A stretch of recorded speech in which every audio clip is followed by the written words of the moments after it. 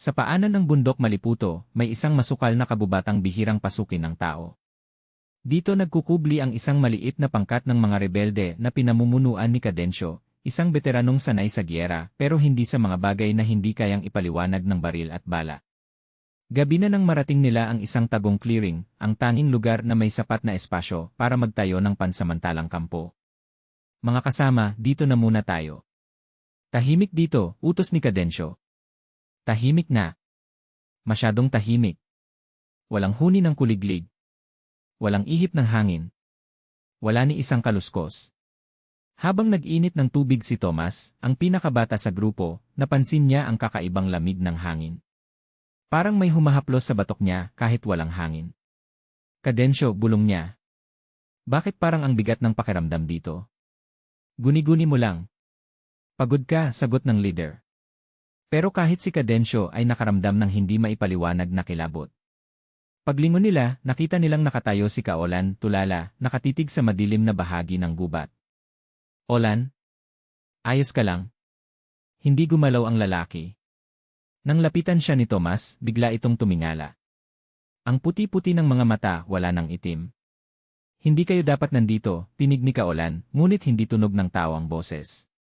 Luminya ang mga rebelde, agad hinugot ang mga baril. Pero bago pa sila makalapit, tumakbo si Kaolan papasok sa kakahuyan, mabilis, parang wala ng buto ang katawan. Sinubukan nilang habulin si Kaolan, pero pagpasok nila sa gubat, nag-iba ang paligid. Ang mga puno ay parang yumuyuko, humahalik sa lupa, nagpapakita ng daan papalayo sa kanila. Imposible to, hindi ganito ang dinaanan natin, sabi ni Caberto, ang taga-subaybay ng grupo. Tahimik, bulong ni Cadencio. At doon nila narinig mga boses. Mahinang bulong na parang pagsasabing. Umalis kayo, bumalik kayo, hindi ito para sa tao. Nagkatinginan ang mga rebelde. May malamig na hamog na gumagapang sa lupa, umaakyat sa kanilang binti. At sa puting usok na yon, unti-unting bumubuo ang mga anyo ng tao, ngunit hindi tao. Mahahaba ang kanilang buhok, ang balat ay kulay ginto, ang mga mata ay kumikislap tulad ng mga bituin. Enkanto, bulong ni Tomas, halos hindi makapagsalita. Mula sa itaas ng mga puno, may biglang bumagsak, isang nilalang na mahaba ang kamay, humihiyaw ng nakakabingi. Tumama ito kay Caberto, at sa isang iglap ay naglaho ang lalaki sa hamog. Fire! Fire! Sigaw ni Cadencio. Pumutok ang mga baril, kumalat ang liwanag ng muzzle flash sa gitna ng dilim. Pero bawat putok ay parang walang tatamaan. Ang mga nilalang ay sumasabay sa hangin, mabilis, mahirap sundan, at tila hindi tinatabla ng bala. May isang rebelde na biglang naangat sa ere, parang may humawak sa kanya mula sa itaas. Isa pa ang kinakaladkad ng aninong mahaba ang kuko. Isa pa ang natahimik na lang, tulala, nanginginig. Isa-isang nagsibagsakan ang mga kasama ni Cadencio, at sa huli, 4 na lang silang natira, si Cadencio, Tomas, Calira, at Capons. Atras, sigaw ni Cadencio. Hanap ng labasan. Pero bawat hakbang nila ay parang mas lalo pang lumalayo sa landas. Parang gumagalaw ang kagubatan. Hindi kami mga kaaway, sigaw ni Calira sa dilim. Bakit niyo kami inaatak? May huminto. Mula sa hamog ay lumitaw ang isang nilalang na kasing taas ng tao, ngunit mas matingkad ang liwanag sa balat. Ang buhok nito ay parang umaagos na ilog. Ang boses ay malumanay ngunit mabigat. Hindi kayo aming kaaway, wika ng Enkanto. Pero sinisira ninyo ang ina naming lupa. Binaril ninyo ang aming kawal.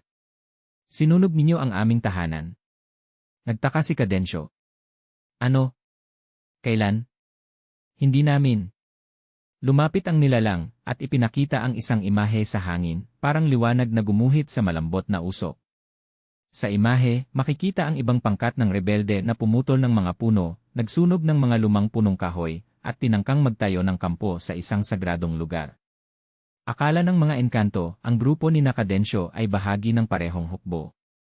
Kung ganoon, sabi ni Cadencio, dahan-dahang ibinaba ang baril, patawad. Hindi namin alam. Matagal ang katahimikan. Hanggang sa unti-unting nagbago ang anyo ng liwanag. Nawalan ng tensyon ang hangin. Kung ganoon, umalis kayo. Huwag nang bumalik. At sabihin sa iba may nagbabantay sa kabubatang ito. Isa-isang naglaho ang mga anyo sa hamog. Sa isang iglap, bumalik ang normal na tunog ng kabubatan. Narinig nila ang kuliglig, ang ihip ng hangin, ang natural na tunog ng mga dahon. Nabalik nila ang landas palabas. Pero nang magbilang sila, 3 lang silang nakalabas. Si Cadencio, si Tomas at si Calira. Nawawala si Capons kasama ng iba. Hindi na natin sila makikita, sabi ni Cadencio, malungkot. Tahimik na naglakad ang 3 palayo sa kabubatan.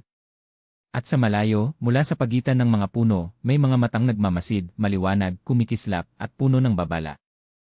Makalipas ang ilang linggo, kumalat ang usap-usapan tungkol sa misteryosong pagkawala ng ilang rebelde. Wala nang naglakas loob na pumasok sa kabubatang iyon. At tuwing gabi, may naririnig daw na mga bulong mula sa loob ng gubat. Lumayo kayo, hindi para sa tao ang lupang ito. At minsan, sa liwanag ng buwan, may makikitang anino at mukha, mga matang kumikislap ng ginto. Mga engkantong nagbabantay. At naghihintay.